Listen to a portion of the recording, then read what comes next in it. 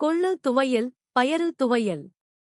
இந்த சுவையான உணவை எளிதாக எப்படி தயாரிப்பது என்று பார்ப்போம்.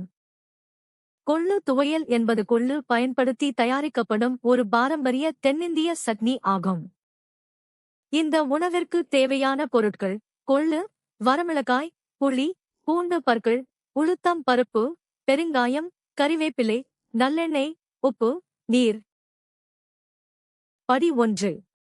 ஒரு கடாயில் ஒரு தேக்கரண்டி எண்ணெயை சூடாக்கி அதில் கொள்ளை சேர்த்து மிதமான தீயில் அது லேசான பொன்னிறமாகவும் நறுமணமாகவும் மாறும் வரை வறுக்கவும்.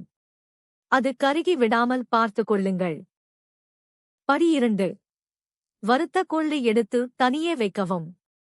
அதே வாணலியில் சிறிது எண்ணெய் சேர்த்து காய்ந்த மிளகாய், உளுத்தம் பருப்பு, பூண்டு சேர்ப்பதென்றால் பெருங்காயம் மற்றும் கறிவேப்பிலை சேர்த்து உளுத்தம் பருப்பு பொன்னிறமாகும் வரையிலும் மிளகாய் சிறிது ஒப்பி வரும் வரையிலும் வறுக்கவும்.